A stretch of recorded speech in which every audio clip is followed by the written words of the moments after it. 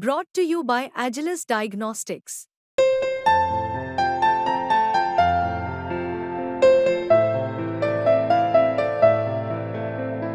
Agilus Diagnostics. देश के सबसे बड़े लोकतंत्र के मंदिर में खड़े हैं और ये सबसे बड़ी पंचायत है हमारे देश की, तो बहुत गर्व भी महसूस हो रहा है। सिंबोलिज्म था कि हम लोग चाहते हैं कि सरकार चाहे जो भी हो वो संविधान के अधीन होकर चले और संविधान से ही हमें हर तरीके के अपने राइट्स मिलते हैं। तो ये एक बड़ा गंभीर मुद्दा है क्योंकि बच्चे तैयारी करते हैं अपना भविष्य संवारने के लिए और फिर उन्हें जब इस तरीके से उनके साथ छल कपट होता है तो ये बहुत ही शर्म की बात है हमारे देश के लिए भी। कैराना से सपा सांसद इकरा हसन सबसे कम उम्र में सदन पहुंचने वाली सांसदों में गिनी जाती हैं। कैराना से शानदार जीत दर्ज करने के बाद आज पहली बार इकरा हसन संसद पहुंची थी। इस बीच सदन से निकलकर उन्होंने पत्रकारों के सवालों का जवाब दिया।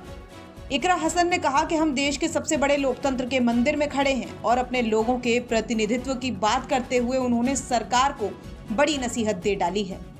कैसा फीलिंग हो रहा है, किस तरह से जी उत्साहित भी हैं और साथ में थोड़ी नर्वसनेस भी है। हम देश के सबसे बड़े लोकतंत्र के मंदिर में खड़े हैं और ये सबसे बड़ी पंचायत है हमारे देश की, तो बहुत गर्व भी महसूस हो रहा है और साथ में ये भी हिचकिचाहट है कि अपने लोगों का रिप्रेजेंटेशन हम अच्छे से कर पाए। जिस तरह से आप लोग आई थी विपक्ष को, प्रधानमंत्री जी ने ये कहा कि विपक्ष को हम साथ लेके चलेंगे, लेकिन आप लोग आई थी तो संविधान की कॉपियों के साथ आई थी, प्रोटेस्ट करते हुए आई थी, इसको लेकर क्या संदेश देने की कोशिश? नहीं, प्रोटेस्ट नहीं है, ये एक सिंबोलिज्म था कि हम लोग चाहते हैं कि सरकार चाहे जो भी हो वो संविधान के अधीन होकर चले और संविधान से ही हमें हर तरीके के अपने राइट्स मिलते हैं। तो और ये पूरा जो चुनाव है वो संविधान को बचाने के लिए ही लड़ा गया था विपक्ष द्वारा, तो उसी का ये सिंबलिज्म था कि हम सरकारें कोई भी हो, पार्टी कोई भी हो, लेकिन संविधान सबसे ऊपर है। सबसे बड़ा मुद्दा चल रहा है नीट का, जिस तरह से पेपर लीक के सामने मामले आए उसको लेकर के आप लोग भी उठा रही, बार-बार सरकार से पूछ भी रही है, लेकिन सरकार बोल नहीं रही, इसको लेकर क्या कहेंगे? देखिए लगातार पेपर लीक हो रहे हैं और कुछ एग्जाम्स खारिज हो जाते हैं,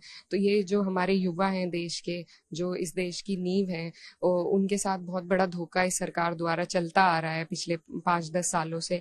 तो ये एक बड़ा गंभीर मुद्दा है क्योंकि बच्चे तैयारी करते हैं अपना भविष्य संवारने के लिए और फिर उन्हें जब इस तरीके से उनके साथ छल कपट होता है तो ये बहुत ही शर्म की बात है हमारे देश के लिए भी और इस सरकार के लिए खास तौर पर। तो उसी के लिए हम लोग सब आवाज उठा रहे हैं और प्रयास यही रहेगा कि इसमें जल्द से जल्द कोई ऐसा कानून बने कि इस तरह की समस्या बार बार ना आए। तो इकरा हसन का कहना है कि सरकार को संविधान के अनुरूप काम करना चाहिए। साथ ही उन्होंने पेपर लीक के मुद्दे पर भी सरकार को घेरा है। बता दें कि इकरा हसन कैराना से सपा प्रत्याशी थी। उन्होंने बीजेपी के प्रदीप चौधरी को 69,116 वोटों से मात दी थी।